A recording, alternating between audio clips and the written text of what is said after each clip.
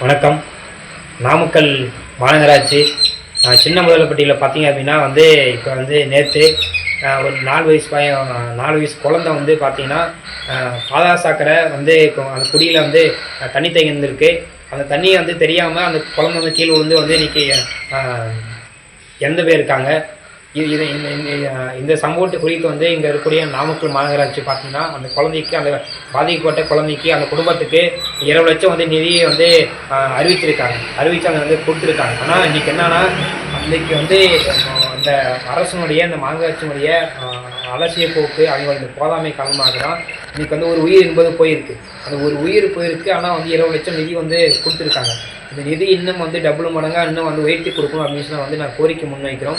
அதே போன்று நாமக்கல் மாநகராட்சி உட்பட்டு இருக்கக்கூடிய இந்த மாதிரி இந்த பாதாள சாக்கடை இன்னும் பல இடங்களில் இந்த மாதிரி குழி மூடாமல் இருக்காங்க. எப்போ போய் எந்த குழந்தை கீழே விழுவும் தெரியாது, பைக்கில் போய் யார் கீழே விடுவாங்கன்னு சொல்லி தெரியாது.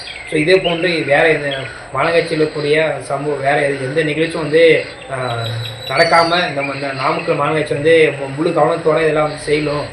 நாமக்கல் மாநகராட்சியில் இருக்கக்கூடிய எல்லா குடியும் இந்த பாதாள சாக்கடையை தீவிரமாக கொஞ்சம் வேலைகள் தீவிரப்படுத்தணும் அப்படின்னு சொல்லி கேட்டுக்கிறோம். அந்த குழந்தைக்கு இன்னும் அந்த குடும்பத்துக்கு நிதி இன்னும் அதிகமாக கொடுக்கணும் அப்படின்னு சொல்லிக்கிறோம். மாவட்டத்தில் இருக்கக்கூடிய இந்த நாமக்கல் மாநகராட்சியினுடைய அதிகாரிகளுடைய அலைச்சல் போக்கு காரணமாக தான் இந்த மாதிரியான இந்த குழந்தை உயிர் என்பது போயிருக்கு. இந்த அதிகாரிகள் பண்ணக்கூடிய இந்த தப்பனால் இங்கே இருக்கக்கூடிய இந்த மாநிலத்தில் இருக்கக்கூடிய அரசுக்கு ஒரு மிகப்பெரிய ஒரு கெட்ட பேர் என்பது உருவாகுது. எனவே தமிழ்நாடு அரசு உடனடியாக இது போன்றிருக்கக்கூடிய பிரச்சனைகளுக்கு அதிகாரிகளை உடனடியாக கீழே போயிட்டு இந்த மாதிரி என்னென்ன வேலைகள் இன்னும் செய்யாமல் இருக்குது, எங்கெங்கெல்லாம் வேலை முடியாமல் இருக்குது, ஒரு ஆய்வு நடத்தி உடனடியாக நாமக்கல் மாநகராட்சியில் உட்பட்டு இருக்கக்கூடிய எல்லா இடத்துகளுக்கும் ஒரு ஆய்வு செய்யணும். அந்த ஆய்வு அடிப்படை நீங்கள் பாதாள சாக்கடை எல்லாத்தையும் முழுமையாக தீவிரமான வேலைகளை செஞ்சு முடிக்கணும் அப்படின்னு சொல்லி